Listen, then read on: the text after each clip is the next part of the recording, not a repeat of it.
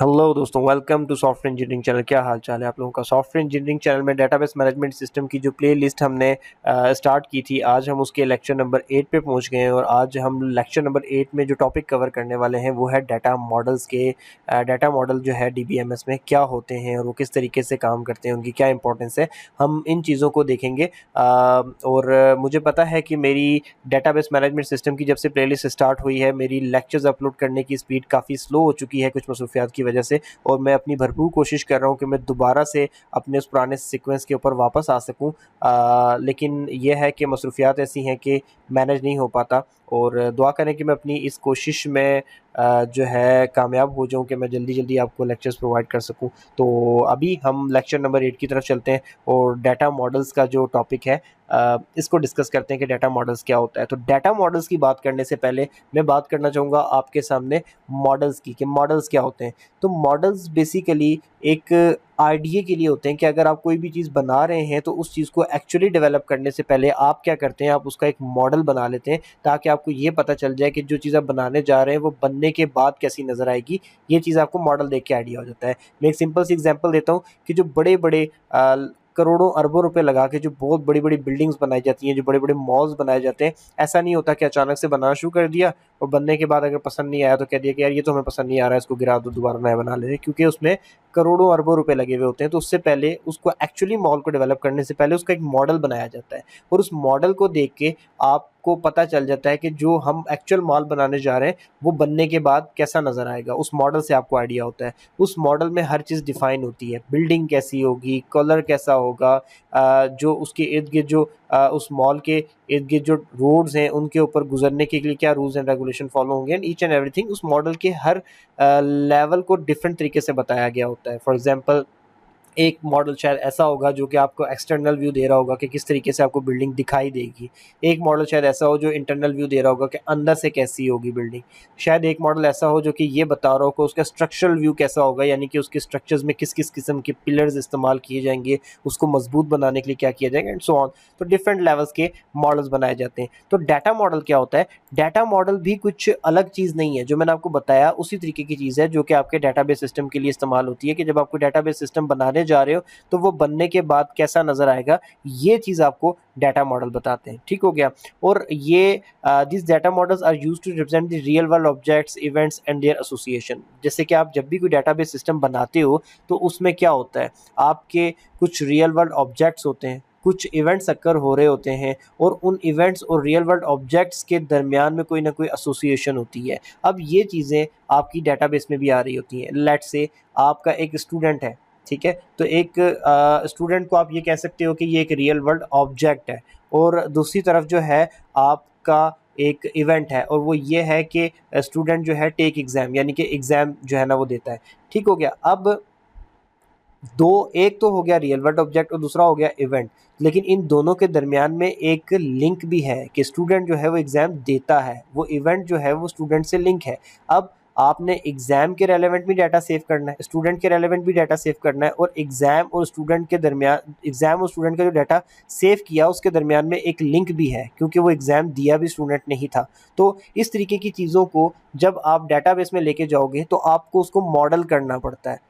ठीक है, आपको कुछ ऐसे रूल्स एंड रेगुलेशन बनाने पड़ते हैं, कुछ ऐसे तरीके बनाने पड़ते हैं जिससे आप मॉडल करके एक्चुअल डाटाबेस बनाने से पहले मॉडल करके दिखा सको कि एक पर्टिकुलर स्टूडेंट है और वो एक ऑब्जेक्ट हो गया, और दूसरी तरफ एक इवेंट है यानी कि एग्ज़ाम्स। तो स्टूडेंट ऑब्जेक्ट का एग्ज़ाम इवेंट से किस तरीके से ताल्लुक़ है और किस तरीके से उनके दरमियान में एक लिंक क्रिएट हो रहा है कि एक स्टूडेंट है और वो पर्टिकुलर पेपर देता है, तो वो डाटा किस तरीके से आपस में इंटरलिंक करोगे आप अपने एक्चुअल डाटाबेस में। इन चीज़ों को रिप्रेजेंट करने के लिए आपके डाटा मॉडल यूज़ हो रहे होते हैं। ठीक हो गया। These model also represent the constants on the data in the database. अब जब आप डाटाबेस बनाते हो तो डेफिनेटली आप उसको ओपन नहीं छोड़ते, आप उसमें कुछ रुकावटें, कुछ कॉन्स्टेंट्स भी लगाते हो, कुछ रूल्स एंड रेगुलेशन भी डिफाइन करते हो कि आप ऐसा नहीं कर सकते, ऐसा कर सकते हो, ये नहीं कर सकते, ये कर सकते हो। तो वो सारी की सारी चीज़ें भी आप इन मॉडल्स के अंदर जो है रिप्रेजेंट कर रहे होते हो। अब आपका जो डाटा मॉडल होता है उसके जो है डिफरेंट किस्म के पार्ट्स होते हैं, जिनमें से मैंने आपके सामने बताया। जैसे कि पहला पार्ट होता है स्ट्रक्चरल पार्ट। अब based on the set of rules, specify how database can be develop, यानी कि स्ट्रक्चरल पार्ट में एक्चुअली ये स्पेसिफाई किया जाता है, बताया जाता है कि जो डेटाबेस है वो डेवलप होगा कैसे। जैसे कि मैंने आपको एक शॉपिंग मॉल बनाने जा रहे हो तो उसकी एग्जांपल बताई थी कि आपका जो एक जो है मॉडल का एक हिस्सा ये बात बता रहा होगा कि उसका जो इंटरनल स्ट्रक्चर होगा डेवलप करने के लिए वो किस किस्म का होगा, यानी कि डेवलप होगा कैसे, उसके लिए क्या रूल्स होंगे, हमने कितना एरिया कवर करना है, किस तरह के पिलर्स बनाने हैं, किस तरीके की हमने छतें बनानी हैं, वो सारे के सारे स्ट्रक्चर बनाने के लिए जो आप रूल डिफाइन करते हो। इसी तरीके से डाटा मॉडल में भी डाटाबेस सिस्टम बनाने के लिए आप स्ट्रक्चरल पार्ट के अंदर क्या करते हो कि उस कुछ रूल डिफाइन करते हो, और वो रूल सिर्फ और सिर्फ ये बता रहे होते हैं कि आप जो डाटाबेस डेवलप करोगे वो किस तरीके से करोगे। फिर उसके बाद डाटा मॉडल का दूसरा पार्ट आ जाता है मैनिपुलेटिव पार्ट। ठीक हो गया। इसमें आप क्या बताते हो कि आप जो उस डाटा मॉडल के मतलब जो डाटा मॉडल आप बना रहे हो वो किसके लिए बना रहे हो, एक डाटाबेस सिस्टम के लिए ना, तो उसके अंदर क्या होगा, डाटा होगा, तो उस डाटा के ऊपर आप किस किस किस्म के ऑपरेशंस परफॉर्म कर सकते हो, उसमें से कौन सा ऐसा डाटा है जिसको आप अपडेट कर सकते हो, उसमें से कौन सा एक ऐसा डाटा है जिसको आप डिलीट कर सकते हो, जिसको आप वापस एक्सेस कर सकते हो, ये सारे के सारे ऑपरेशंस आप कहाँ पे क्या क्या परफॉर्म करवा सकते हो उस डाटा मॉडल के अंदर आपने रिप्रेजेंट करने होते हैं, दिखाने होते हैं, और ये basically manipulative part of data model के अंदर ये सब काम किया जाता है। अच्छा, इसमें दिखाने वाली क्या बात है, अगर आपके माइंड में ये है कि डेफिनेटली अगर एक डाटा डाला है तो आप उसको डाल भी सकते हो, निकाल भी सकते हो, सर्च भी कर सकते हो, सो ऑन सब कुछ कर सकते हो, लेकिन द पॉइंट इज़ कि कुछ डाटाज ऐसे होते हैं कि आपको लेट से वो आपस में इंटरलिंक होते हैं। फॉर एग्जांपल मैं ये कह रहा हूँ कि एक फ़ी का एक एरिया है जो कि हमारे एक डेटाबेस सिस्टम में फ़ी एक्सेप्ट करता है स्टूडेंट की, और दूसरी तरफ एक डेटाबेस सिस्टम में ऐसा एरिया है जो कि स्टूडेंट्स को रजिस्टर करता है। अब मैं फ़ी वाले एरिया में जाकर एक रिकॉर्ड जो है डालने की कोशिश करता हूँ कि रोल नंबर 1003 की फ़ी जो है सबमिट कर लो, और रोल नंबर 1003 के नाम का स्टूडेंट हमारे पास रजिस्टर्ड ही नहीं है। तो देखें, अब यहाँ पे हम सिंपल इंसर्ट कर रहे हैं, लेकिन कोई ना कोई ऐसा तरीका तो होना चाहिए जो आपको बताए कि वो बंदा जो है ही नहीं, आप उसकी फ़ी एक्सेप्ट नहीं कर सकते। इसी तरीके से अगर आप एक स्टूडेंट को डिलीट करने जा रहे हैं और उस स्टूडेंट का रिकॉर्ड जो है वो लिंक है, एसोसिएटेड है किससे, एग्ज़ाम्स के डिपार्टमेंट में या एग्ज़ाम के सेक्शन में पड़े हुए पेपर्स के साथ, फ़ी के सेक्शन में पड़े हुए चलान्स के साथ, या फिर कहीं और उसको वो फाइन हुए थे तो वहाँ पर जो उसका रिकॉर्ड है उसके साथ, तो आप उसको डिलीट करोगे या नहीं। जब तक वो उन सब रिकॉर्ड्स को क्लियर नहीं कर सकता आप उसको डिलीट करना अलाउ करोगे या नहीं। ये सारी की सारी चीज़ें आप मैनिपुलेटिव पार्ट के अंदर बता सकते हैं। इसके बाद आपके पास आ जाता है सेट ऑफ इंटीग्रिटी रूल्स। अब ये क्या होते हैं, it ensures the accuracy of the data in the database. सबसे ज़्यादा लाजमी चीज़ होती है कि कुछ रूल्स ऐसे बनाए जाएं जिसकी वजह से जो डाटाबेस यूज़र है वो इतना बाउंड हो जाए कि डाटा वो जब डाले तो वो मजबूरन एक्यूरेट डाटा ही डाले।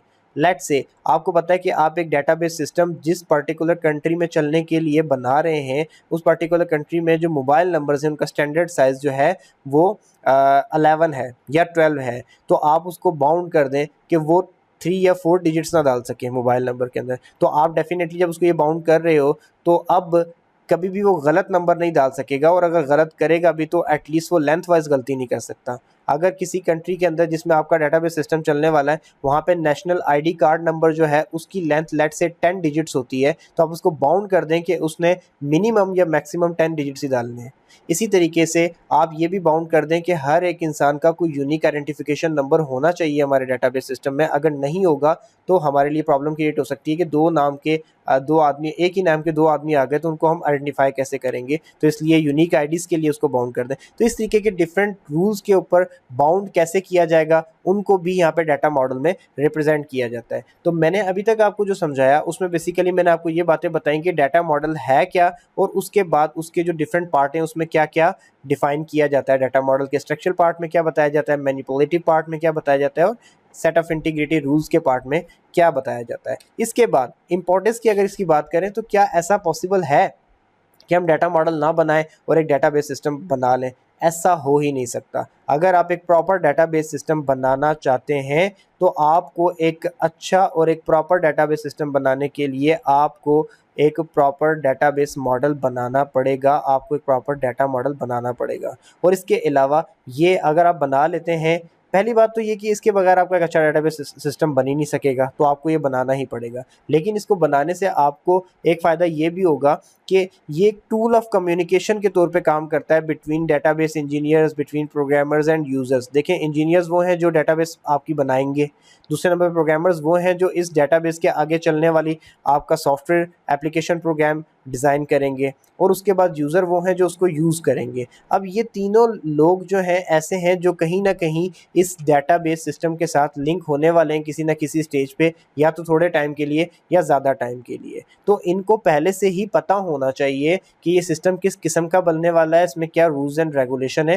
تاکہ اگر وہ کچھ چینجنگ کروانا چاہتے ہیں یا پھر اس کے اندر کچھ چیزوں کو اور ایڈوانس کرنا چاہتے ہیں تو وہ اس سے پہلے ہی بات کر لیں کہ وہ بن چکا ہوگا تو اس کے بعد بولیں گے کہ اب اس میں یہ چینجنگ کر دو یا پھر یہ فیچرز ڈال دو تو شاید مشکل ہو جائے. تو ماڈل دیکھیں گے تو ماڈل دیکھ کے وہ آپس میں سب کمیونیکیٹ کر سکتے ہیں کہ ہم یہاں پہ اس میں یہ امپروومنٹ کر سکتے ہیں اور یہ چیز ایکسٹرا ہے اس کو ہم نکال سکتے ہیں اینڈ سو آن. تو وہ ایک ماڈل جو ہوتا ہے وہ کمیونیکیشن کے لیے ایک کمیونیکیشن ٹول کے طور پہ بھی یوز ہو رہا ہوتا ہے انجینئرس، پروگرامر اینڈ یوزر کے درمیان میں. تو اس سے کیا ہوتا ہے کہ آپ کا اور ایک فائدہ یہ بھی ہوتا ہے کہ جو یوزر ہوتا ہے جو لاسٹ پہ جا کے جس نے آپ کا ڈیٹا بیس سسٹم جس نے یوز کرنا ہے، ڈیٹا بیس مینجمنٹ سسٹم جس نے چلانا ہے، آپریٹ کرنا ہے، وہ بھی ایزیلی انڈرسٹینڈ کر لیتا ہے کہ آپ کا یہ جو سسٹم آپ بنانے جا رہے ہو اس میں کیا کیا فنکشنالٹیز ہوں گی، کیا کیا فیسلٹیز ہوں گی. اس ڈیٹا ماڈل کو دیکھ کے ایکچوئل ڈیٹا بیس سسٹم بننے سے پہلے ہی ان سب باتوں کا آپ کے یوزر کو پتہ چل جاتا ہے، اور یہ سب چیزیں ڈیٹا ماڈل سے ہی پاسبل ہو پاتی ہیں. تو اس لیے